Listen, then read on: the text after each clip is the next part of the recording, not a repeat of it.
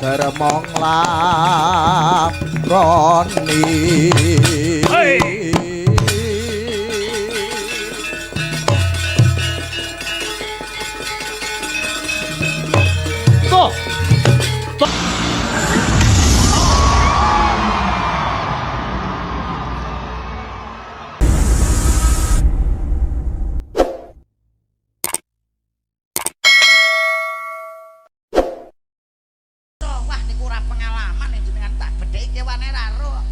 gak ngerti departemen perkirian. Kok kula to niku. Takon piye? Sebabe apa kirik kok nek nguyuh sikile dijunjung sitok. Kok nek dijunjung kabeh loro mesti ambruk. Pengen praktek ning ora ambruk. Oh iya sikil. Oh iya. Berpengalaman Mas, berpendidikan. Nyoto-nyoto nek jenengan iki asli saking Nganjuk, warga Nganjuk. Dipamerne nek iso apa masalah IQ ning SMP Negeri 1 Pace guru-guru nggih lho daerah mriki mawon. Sebab wisata wonten Nganjuk pirsa. Lho iya no. Paham? Paham. Sebabe napa wisata air terjun niku kok dijenakno Sedudo? Sedudo. Sebabe napa? Sebabe kuwi biyen ana sejarahe. Ah niku kedawan nek niku. Kuwi taun 1900. Kuwi biyen jaman Sawung Laga. Cara HP no rame jaman Diah Fafa, kemudian zaman Ida Laila dan zamane lah piye? Ora berpengalaman. Ora paham sampean niki. Lah piye? Ora ngerti sebabe napa niku air terjun kok dijenakne Sedudo. Sebabe apa? Sebabe gampang nek kernet supir. Kok iso iki lho? Kok nek dijenakne Sorondo angel omongane. Mula dijenakne Sedudo. Ora nek Sorondo. Oh, dudu karo rondo to. Nggih. Wah, apa enek pariwisata kok dudu karo rondo. Enek mboten? Ya ora enek kok. Sampean mikir cekak kok. Paling ora iki bedhekan iki sing berkualitas, sing guru-guru kene matkul upane matematika apa bahasa daerah, bahasa Inggris, pengetahuan sosial paham IPS. IPS roh. Lho iya no.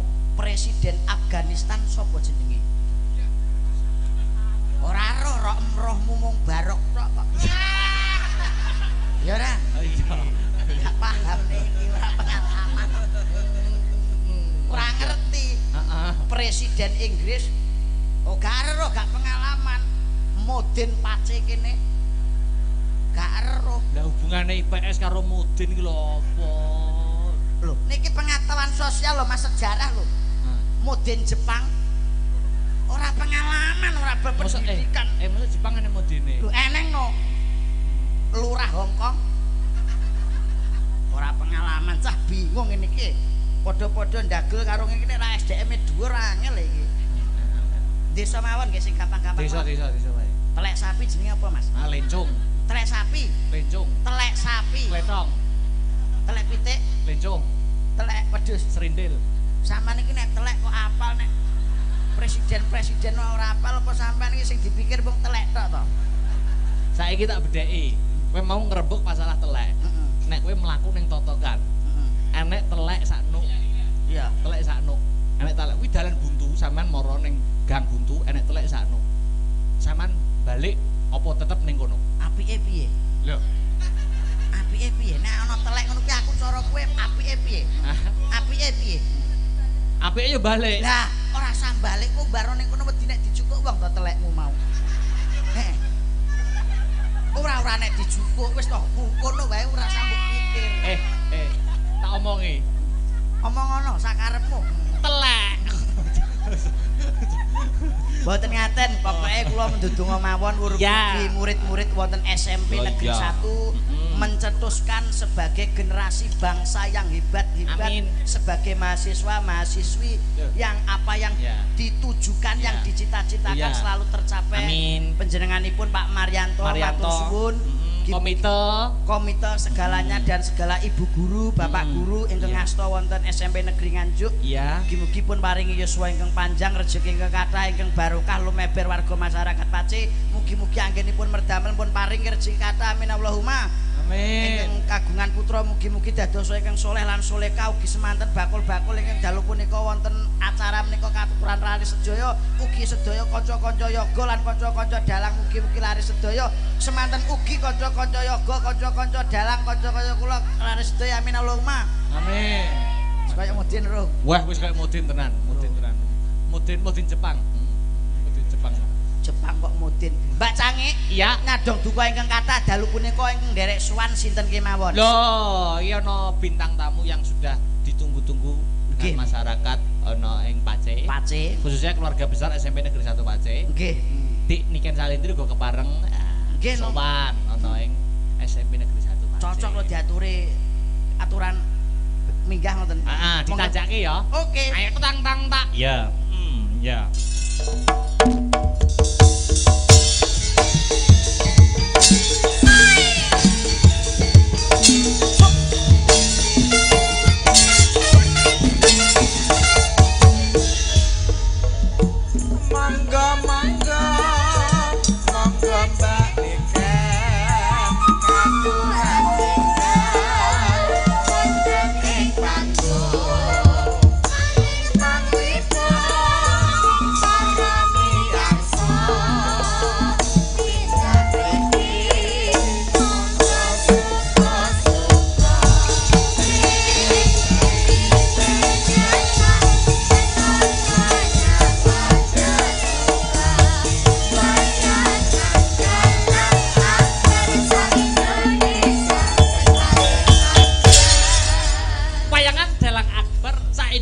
Sing paling ambyar. Nggih no. Ha niki rak kowe ngerti. Calone kula niki. Sapa? Salendro karo Salindri. Oh, ngono. Nang tekoki mawon nek mboten pitados jenengan. Heeh. Dadi iki calonmu. Nggih no. Calon bojomu? Calon adikku. Bojone kula niki lho. Anti corona. Penyakit mawon mboten tedas niku. Ora tedas. Cek 1 1 cek. Oke. Wilujeng dalu. Sugeng dalu. Masabar sing ganteng dhewe mboten enten tunggale. Ya ampun ya ampun. Ya ampun selamat malam. Selamat malam. Good night. Good night. Iya. Good night ya. Yes. Titik-titik ala ketara. Piye kabare sampean? Go sehat. Doa sampean aku sehat. Alhamdulillah sehat, aku ya sehat toh Mas. Sekolahnya lancar? Lancar Mas, alhamdulillah. Sampean piye iki kuliah ning ndi? Lho kuliah ning isi. Oh, ndek isi. Ndek isi sampean nginep ning ndi? Lho ning kos. Oh, ndek kos. Kos-kosane gedhe ya Mas ya. Iya, gede. Ya Allah Gusti, kek baru aku gedeng aku ya ampun. Kowe ning ndi kowe ya sekolah? Kos-kosamu ning ndi? Ning kuburan. Hei! Sebelah kuburan. Ya ampun. Ndi sekolahmu? Piye ayune piye jajal kedipane? Ya ampun Mas Akbar. Ya ampun, Bejane kambel ijo. Artine bejane sing duwe bojo. Ya ampun. Ya ampun. Tegane klopo ijo bejane sing ora duwe bojo. Ya ampun.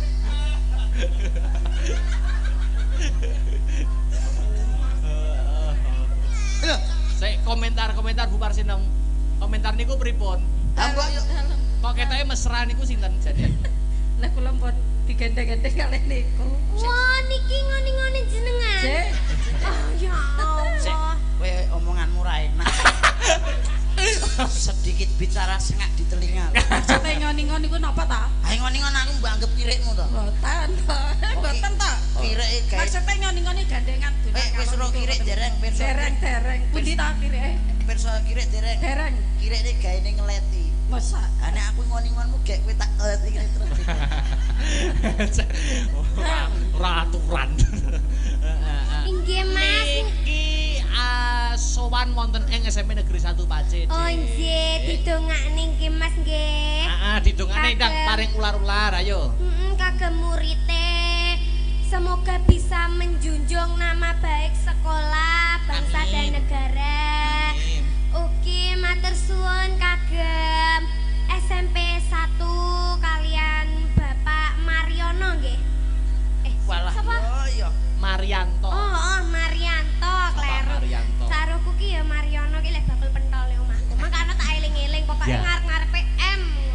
isih enom kok mrip apa iki kupinge katarak. Pak Marianto. Pak Marianto, jadi dongakne kagem Pak Marianto. Mugi-mugi panjang umur, sehat, selamat wilujeng. Amin. Amin ya rabbal alamin. Kowe iki jane pola apa gatelen to kok polahmu? Polahmu lho ngene-ngene. Aku ki ndongakne. Antungane mbok cawe wedok iki biasa ngenang ngene. Ya bene saking semangatku. Totalitas kok, Dik, ya? Totalitas. Totalitas lah iki sesuk totalane piye ya ora roh kok kowe. Muni totalitas wae. Pak Marianto napa kersa teng mriki nggih mboten napa-napa lho. Kersa banget lho. Kersa banget iki sudah dikonsep pancen Pak Marianto Katuran mriki. Oh iya no. Lah monggo no. Ngono. Ya monggo Pak Marianto. Tepuk tangan ayo disempoti truk.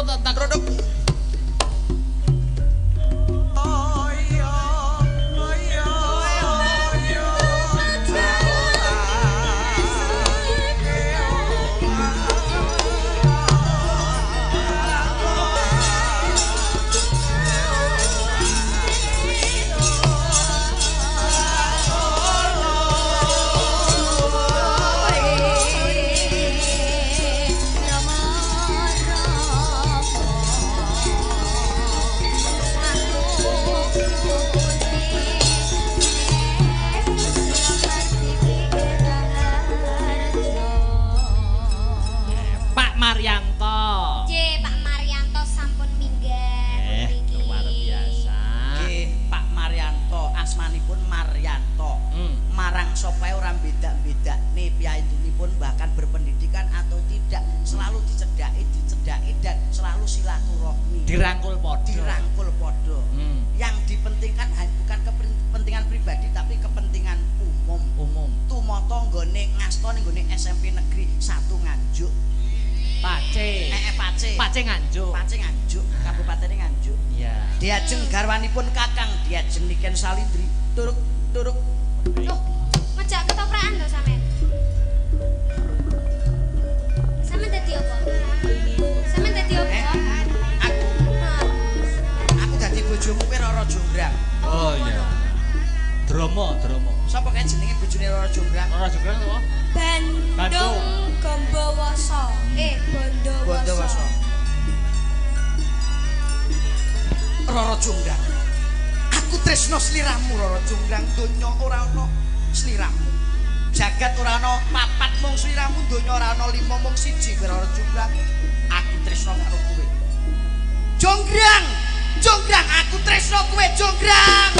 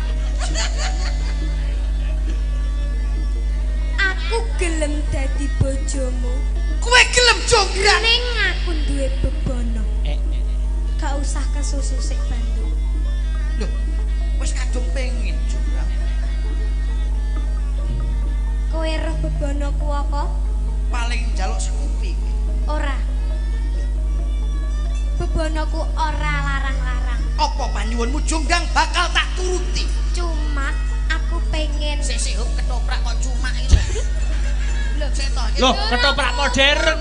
Ketoprak modern. Modern nek cuma iki menututi zaman. Oh, ketoprak milenial lho ya. Aku njaluk omah cacah 7. omah gede istana. Barno mobil Lamborghini 3. Terus sawahe 3 hektar. Wis hop Emas-emasan sing 3 gram. Hop gak rabi lah aku arep nang guyangan ae tulimo entuk wis. Hop. Hop. Mas Lindro, piye to iki kan? Cinta iki harus diperjuangkan. Alah cinta telek apa nek ngono kuwi aku njaluk matiku wae. Lah piye to? Njaluk nek omah tikat. Lho kuwi kan memotivasi. Kuwi pena lho. Garek sampean Wong aku wae kos kok. Sik to garek ngedol ginjel ngono tok paling ya wis keturutan kabeh kok. Wah. Piye? Bener. Sik to aku kok mbokon. Lah aku nek pengen aku mbokon adol ginjel ya aku culiken. Culiken aku. Mah, sampean tak culik tapi sampean tak kon nganu. Apa wis nganu tak kon dadi ngono-ngono gelem. Tak kei nggone kandang sapi, gelem. Wiro sapi ra? Ero. Wiro wedhus ra? Ero. Sebabnya apa wedhus kaya ambune kok ora enak? Ayo sebabnya ya apa? emang takdire ngono. Ya kewan ambune ora enak. Ora menggunakan aki. Mergo dhek rong adus. Dudu. Mergo ora parfuman. Salah. Sebabnya apa wedhus kae kok ambune ora enak? Terus Mergo keleke papat. Wong keleke loro iki ora enak kok nek ngono papat. tapi lo wedhus lo keleke lo. Sampeyan apa tau ngambu kelek wedhus? Papat yo Mbah yo. Kelekku mangioknya. Gah, aku aluk iki ae yo anti corona. Aduh Dek, wis ki corona yo iki komunitas rondo nasional. Yo Mah yo. Dek iki kan iki tembang mumpung ora ana pamundutan wis mardika wae. Nggih. Mardika wae ning aku njaluk sadurunge nembang nganggo bawa dhisik kanggo mamerne swara ana ing guru-guru Bapak Ibu guru Dwija mapan ana ing SMP Negeri 1 Pacet. Nggih. Yo ngaturi napa? Menapa? Dik Nggih. salindri. Aku salindro. Salindro. Ya Tak wis genti kok. sakarep. Kuwi ae Mas. Mangga napa? Caping gunung mawon. Jenggleng. Jembeng. Jenggleng. Awas ya. Tapi gunung lho ya. Nggih. Ya. Sabira? Oh iya. Saben bengi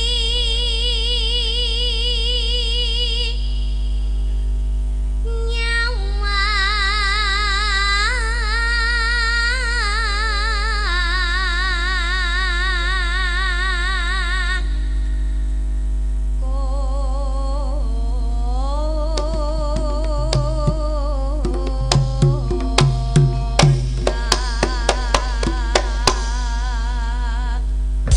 Loh, Mas, aku kurang mencolot. Walah. Enten ana aku pas mencolot. Kowe ku piye? Apik ya? Men. Deloken to ya Allah. Kendange karo awake gedinan kendange. Iya apa ora? Kedange piye? Kowe nek diamuk yange. Yange sapa yange? Oh. Apa lo gene tiga histori? Makan duren guys ngono. Dudu duren. Cempedak kok. Ya lu wong ngono to, mesra karo pasangane. Ya lu wong cah neme ngono ya ora apa-apa ya, Dek ya. Aku ora Mesra karo pacare lho sampeyan karo. Mesra piye wong aku mbiyen iki grup yokan kok. Iki nggih mesra lho karo nganu Karo wanitane. Wanitane tapi pitik. Kowe ngomenyek iki sedih. Iya. Tak kira mesra karo mleyot. Suwun Mas. Ya. Yen mamajang mong nganggo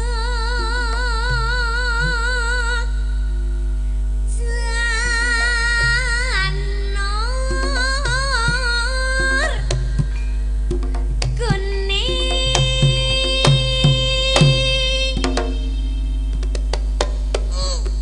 Walah ngentut malah.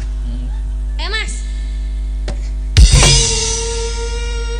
Apik ya ora kek. Apik wong nek wong nonton kok. Kek nyapa lho madhep rene. Ndi lho. Kabeh lho. Ah mergo sing tontonane. Tontonane kene kok. Oh iya. Tapi anek sing madhep rono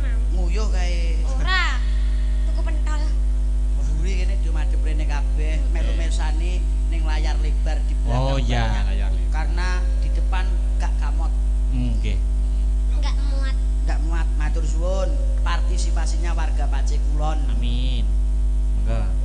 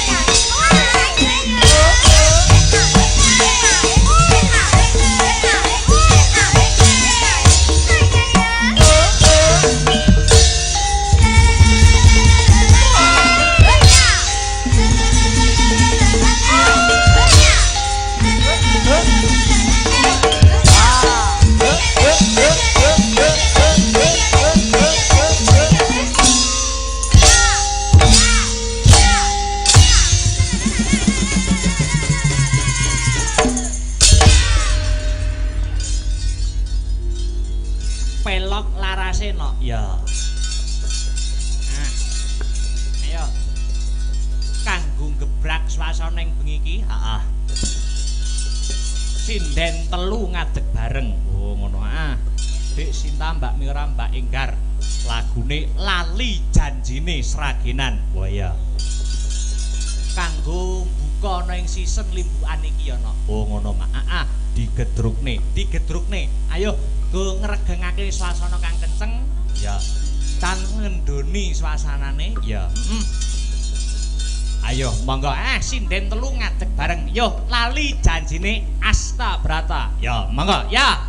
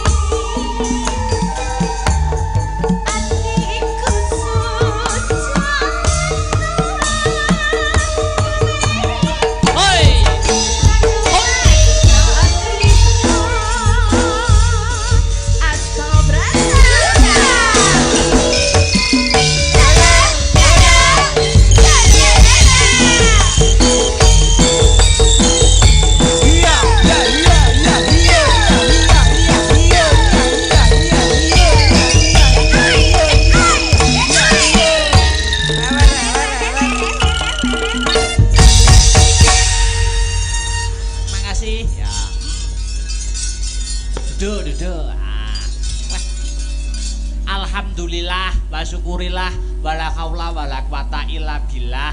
Nok anakku sing ndak tresnani ngger bocah ayu moblong-moblong limbuk ana timbalanmu napa Biyung? Ora ana tembung kang luwih indah kang kudu diucapake kejaba mung ngaturake kunjuk syukur marang ngarsaning Gusti Allah Subhanahu wa taala, Tuhan yang Maha Esa yang widiwasa. Oh ngono ya Mak. Sebab ora kurang-kurang Gusti Allah anggone maringake malimbar keberkahan ya tumrap umate sak jagat raya kang sumebaraning bumi iki, utamane nikmat manggon ana ing kesehatan. Oh ngono. Mokal tanpa nikmat wujud ing kesehatan, awake dhewe sak kanca lawan kang padha miyarsa, iso kumpul ning kene seneng-seneng melekan tirakatan bareng mokal tanpa nikmating Gusti Allah. Oh ngono ya Mak. Dadi kudu disyukuri no. Ya yang ngestakake dawuhmu. Kaping pindho ora lali selawat sarta salam kita kunjuk marang Nabi Muhammad sallallahu alaihi wasallam. Tumuruning para sahabat sak garwa putra wayah khususon Baginda Hasan lan Baginda Husain. Ya Mak. Iki acarane piye? Acarane tidak lain tidak bukan ya ulang tahun Ambal Warsa, ulang tahun emas ke-50 SMP Negeri 1 Pace. Oh ngono ya Mak. Ya ngira-sirus iki uga temu kangen. Temu kangen para ingkang minangka kinurmatan para alumni kang biyen sekolah ana ing SMP Negeri 1 Pace kene no. Oh iya ya ngestokake dawuhmu. Mula awake dhewe ngaturke panuwun ki aja nganti lali. Oh ngono. Ngaturake panuwun kunjuk matur nuwun, terima kasih yang sangat banyak kunjuk pepunden-pepunden Dwija, khususon nuwun inggih punika Bapak Kepala Sekolah. Oh ngono. Ingkang ngemudeni mapan ana ing SMP Negeri 1 Pace sapa? Bapak Dr. Andes Marianto MPD. Oh iya ya Mak, iya. Ngestokake dawuh. Ora lali ngaturke panuwun kang tanpa upama marang Bapak Ibu Dwija, Bapak Ibu guru kang mapan ana ing SMP Negeri 1 Pace, sumrambahing komite, panitia, panitia kabeh wae sing ora iso ndak sebutake siji mbaka siji. Oh ngono ya Mak. Ya ngestokake dawuhmu. Panitia sing wis menyukseskan acara ana ing bengi iki. Iya ngestokake dawuhmu. Awake dhewe sowan komplit, sowan komplit karo kanca-kanca Astra Brata Group. Iya. Awake dhewe sowan ning kene klungsu-klungsu melu uduh, uga melu urun donga no. Melu urun donga. Oh ngono. Ya kuwi sakwise pahargyan Ambal Warsa ulang tahun emas SMP Negeri 1 Pace kang kaadan ana ing bengi iki. Iya. Muga-muga awake dhewe ndedonga SMP Negeri 1 Pace setelah mengadakan ulang tahun emas semoga menjadi sekolah yang semakin maju, semakin berprestasi dan lulusan-lulusan SMP Negeri 1 Pace dapat membawa nama baik bagi alma mater SMP Negeri 1 Pace. Wah ya. Iya ngestokake dawuhmu. Amin. Dasare bibit-bibit unggul, iki ya tuwuh ana saka SMP Negeri 1 Pace. Buktine para alumni sing kepareng rawuh bengi iki ya sing biyen sekolah mapan ana ing SMP Negeri 1 Pace kene, saiki wis dadi wong-wong hebat, wong-wong pinunjul, wong-wong sing bisa membawa nama baik bagi alma mater kene no, bagi SMP Negeri 1 Pace. Iya. Dasare murid ning kene iki uga digodhog didadar, ora mung dadi murid, ora mung dadi siswa sing ber-IQ tinggi, nanging uga dadi murid sing berkarakter dan berbudi pekerti luhur. Saiki kuwi kudu ditekankan no. Oh ngono ya Mak. Karakter karo berbudi pekerti luhur. Merga ora ana gunane Merga apa tanpa guna wong pinter yen ora berkarakter. Oh ngono. Wong pinter ning ora duwe berbudi pekerti sing luhur. Oh ngono. Muspra tanpa guna no. Oh ngono. Ning ora murid-murid kang mapan ana ing SMP Negeri 1 Pacé kene ora mengecewakan. Ora mengecewakan. Dasare wae ya besus anggone apa ya leladi seni dasar siswa kene sak gurune sumrambahe kabeh para warga kang mapan ana ing SMP Negeri 1 Pacé kene iki budaya. Oh ngono ya, Mak. Dadi tidak usah khawatir dalam pengajaran tentang karakter dan budi pekerti luhur. Iki mesti tetep ditengenake, iki tetep dianggep perkara kang baku no. Oh ngono ya, Mak. Iya. Mau sore wis ana pentas seni. Iya. Iki membuktikan SMP Negeri 1 Pacé dalam kemajuan globalisasi, dalam kemajuan era neng tidak lupa akan budayanya, tidak lupa akan jati diri bangsa. Tepuk tangan untuk SMP Negeri 1 Pacé. Iya, luar biasa. Dasare sing nyekel bawat sekolahan, kepala sekolah dipandhekani kelawan pepundhenku Bapak Dr. Andes Marianto MPD. Oh iya, Mak, ngono. Piyayi sing sembodo wicaksana. Buktine dapat melahirkan generasi emas. Ya kuwi kang tok saka SMP Negeri 1 Pacé. Mergo angel no dadi kepala sekolah nyekel dadi ana ing pendidikan iki angel banget yen ora wonge hebat, wonge sembodo, wonge sumbut, ya iki tangeh kelakone bisa dadi murid-murid sing berprestasi kaya SMP Negeri 1 Pacé kene. Oh ngono.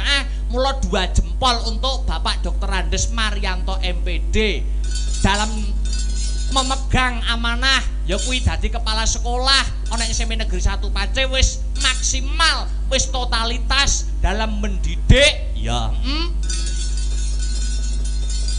Iptek IQ, intake ya ora lali. Oh ngono ya, Mak. Agama, budaya, pendidikan kabeh dimaksimalkan kanggo murid-murid kene. Wah ya, ngestokake dawuh. Ya.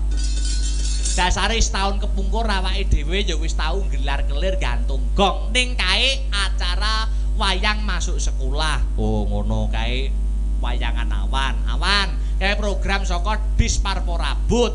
Lah bengi iki kuwi acara Ambal Warsa HUT ulang tahun emas kang angka ya kuwi 50 ke 50 tahun. Ya kuwi kerjasama dengan Disparporabut tentunya. Oh ngono ya, Mak.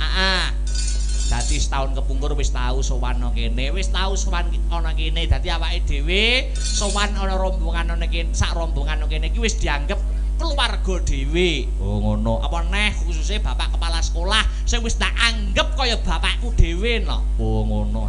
Hebat luar biasa. Ya. Dasare wiwit sore awake dhewe sak kanca wis wah sugata banyu mili ora ana mandeke. Iya, luar biasa. Rangkaian ana ing acara Ambal Warsa ulang tahun emas SMP Negeri 1 Pacé. Mau esuk wis ana jalan sehat. Kuwi ana Bapak Bupati, ya. Bapak Novi Rahman Hidayat lawan Bu Bupati, ya. Jalan sehat ana kene dalam rangkaian ikut menyemarakkan ulang tahun emas SMP Negeri 1 Pacé. Oh iya ya, Mak. Malah Pak Novi iki mau uga apa ya? Maringi 15 sepeda gawe bocah yatim. Oh, ngono. Hebat. Bot-bote ya tresna marang keluarga besar SMP Negeri 1 Pacé. Iya ya, Mak. Iya. Kembali ke benang merah no. Ya, awake dhewe mung bisa ndedonga awake dhewe sak kanca sak rampunge pahargyan bengi iki Aku mung iso ndedonga dadi sekolah sing tambah maju, murid-muride dadi murid-murid sing pinter, cerdas, migunani tumraping agama, nusa kelawan bangsa, satemah menjadi murid sing berprestasi, berbudi pekerti luhur, dapat membawa nama baik guru-guru SMP Negeri 1 Pace, khususnya lan SMP Negeri 1 Pace itu sendiri. Amin amin amin ya rabbal alamin. Hasbunallah wa ni'mal wakil.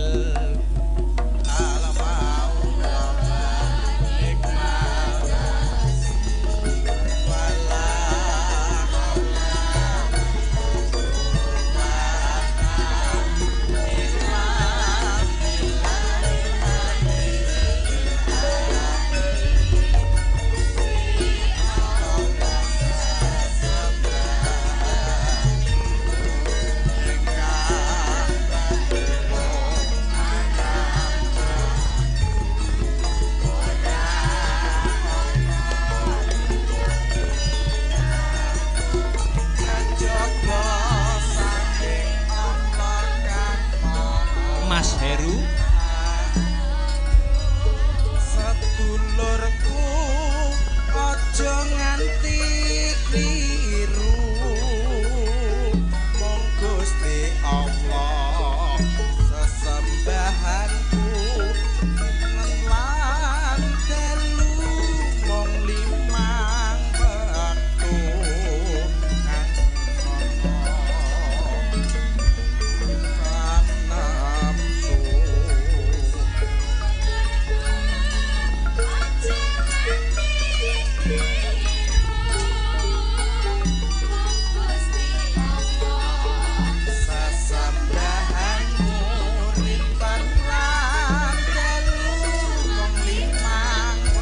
kencleng sing seru